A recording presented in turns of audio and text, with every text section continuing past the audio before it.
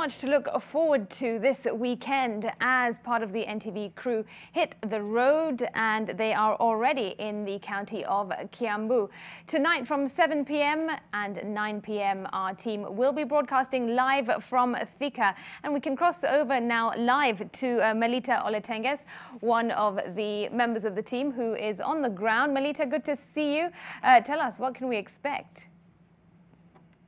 Well, Smriti, we have already pitched tent here at the Amboseli Institute of Hospitality and Technology, which is right at the outskirts of Thika town. This is in Kiambu County, and as you've rightly put it, this is where we will be broadcasting the Moshie edition, which will be coming to our viewers for the next 3 days. Of course, we will be looking at the kind of training that goes into producing the practitioners working in the tourism and hospitality industry. And of course, also we'll be looking at other stories. And I am not alone. I'm with Ngina Kirori, who is also part of a larger team that will be covering Kiambu County. Angina, you've covered stories from this part of the country. So what are some of the stories we expect to get from Kiambu?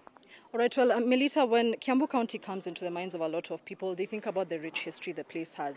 Remember, in 1925, it was called the Kiambu Native District Council. Before, later on, it was obviously changed to the Kiambu County. And a lot of prominent politicians also hail from the area. It also boasts of a rich agricultural sector, boasting in both tea and coffee. And it's not all fun, all work and no play, rather. There's also a lot of tourism attractions like the waterfalls, the various caves that were back in the fight for independence, a lot of the caves that were used during that time. And those are some of the attractions that we'll be looking at during this time, at our time here in NTV. And by any chance, have you visited any of these attractions? The last time I was in Kiambu, Ngina, I must confess that I fell with a third. I think I was doing a story on tourism, but something that is quite interesting about what you said, the food culture in Kiambu. Kenyans banter about something called machakura. What exactly is that? Well, machakura is a name given to, the mix of, our favorite grains, among them beans, maize, potatoes, just throwing it in one pot, which I personally am a fan of, and I quite think that it's quite tasty. There's also, the issue of cabbage, which is, one of our favorite vegetables here. So you just throw it in one pot and it's easy, you just eat it quickly and you're on your way. You're sorted. Quite the delicacy. I can see even the ingredients are confusing you yourself. And of course, it's not only me and Gina Kirori who are here already. We have the whole team that has camped here. I can see Dan Mwangi, who's just arrived. Dan, I can see you holding a fruit, a pineapple, is it? Yeah, it is. And perhaps, where have you gotten this from already? You're already making inroads. In journalism, you have to be a go-getter. So anyway, this is pretty symbolic of Thika, which is the sub-county where we are broadcasting from, at least the main part of the bulletin. Stories are from all over. Yesterday we saw, there's something about food.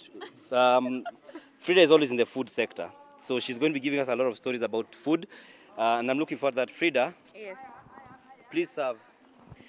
Hapa ni 10 per piece. Mko ngapi? Watu kama kumi tu. So mimi nimefika Kiambu. This is my second time. Ya kwanza ilikuwa jana vile nilikula nyamchom. Na naambiwa mananasi inaweza. Inaweza, na ndio maana nasema tukiwa hapa Kiambu kwa siku 3 kula nasi kutataka nafasi, bila ukwasi hutaweza. Kwa hivyo salia nasi upate hondo wote. But in the meantime, Melita, inanasi imeweza sana, tutakuwa tunaganyia watu, lakini mtazamaji, wacha nikwambie, inasemekana kwamba eneo hili ni la machakura. Sasa mimi leo nataka kujua, mbona wanaweka maji, wanaweka nini nyingine? Maji nyingine. Inaitwa nini? Viazi, carrots, ginger, kwa kila kitu. I'm just excited. I can't wait to share this with the viewers. Well, and with the excitement, of course, the team is ready to deliver stories from this part of the country.